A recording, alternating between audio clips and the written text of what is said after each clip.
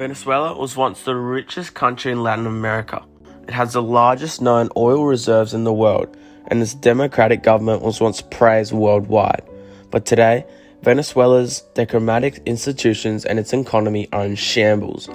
The country has the highest inflation in the world, making food and medicine inaccessible to most Venezuelans. Over the last 4 years, its GDP has fallen 35%, which is a sharper drop than the one seen during the Great Depression in the US. The country's murder rate has surpassed that of most dangerous cities in the world. These conditions have sparkled months of protests against the president, Nicolas Maduro, and it's easy to see why. The country has become measurably worse since his elections in 2013. A poll showed that about 80% of Venezuelans want Maduro removed from the office. But despite the violence and public outcry, Maduro held a vote in July to elect a new governing body called the National Constituent Assembly, which would have the power to rewrite Venezuela's constitution and leave virtually none opposition to Maduro's rule. With Maduro's recent vote, Venezuelans didn't have a say in whether the assembly should exist. They only had the option to elect its members. But when Maduro's predecessor, Hugo Chavez, proposed a constitutional rewrite in 1999, he first called for a referendum to propose the election of the assembly. After most Venezuelans voted yes, they elected a new National Constituent Assembly. See, unlike Maduro, Chavez was a charismatic and beloved leader. In the 90s, he burst onto television sets across the country.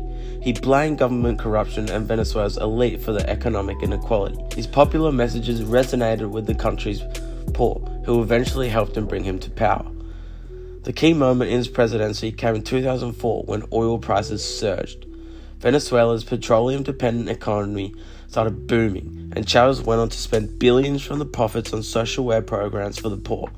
He subsidized food, improved the educational system, built an enviable healthcare system, and reduced poverty by more than a half. These programs certainly helped the poor, but they served a purpose for Chavez as well. To be re-elected, he needed to keep millions of poor Venezuelans happy, so he rigged the economy just to do that. After Chavez's death, when Maduro took office as his handpicked successor, that's exactly what happened. Oil prices plummeted in 2014, and Maduro failed to adjust. Hyperinflation has made medicines and food that was once subsidized unaffordable for Venezuelans poor, who now make up about 82% of the population. Like Chavez, Maduro has also rigged the economy to keep himself in power, but this time it's not benefiting the poor. He's exploited a complex currency system. The violence on Sunday, June 6, was very real. A bomb went off near some motorcycle, police wounding several. Election day clashes between protesters claiming at least 10 more lives, and at least one candidate has been shot to death. Maduro's government is trying to create the illusion of public support.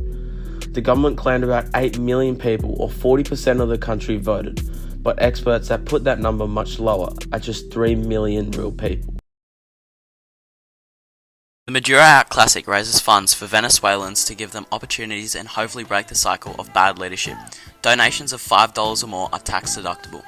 The Maduro Out for Venezuela is open to everyone. You just need a team of 4. The surfing is a huge day of fun. After all, you can use whatever you like to join. Shortboards, longboards, paddleboards, bodyboards, foamies, or whatever you're most comfortable with. You can even fancy dress. The Maduro Out Classic starts with the fundraising presentation at 8 AM, which team captains must be present for. Then team captains choose a pro surfer to join their team in order of fundraising totals. There are 4 50-minute heats with a maximum of 4 teams in the open division. One surfer from each team is in the water at a time, while the rest wait to be tagged in on the beach. Each surfer takes 2 waves, with the second wave known as a proper wave, which is worth double points. The top 2 teams in each heat progress through to the next round. The semi-finals of the Open Division begin around 1 PM, with the top teams in each progressing to the final. The Women's Division final is held around 3 PM. The Men's Open Division final is held around 4 PM.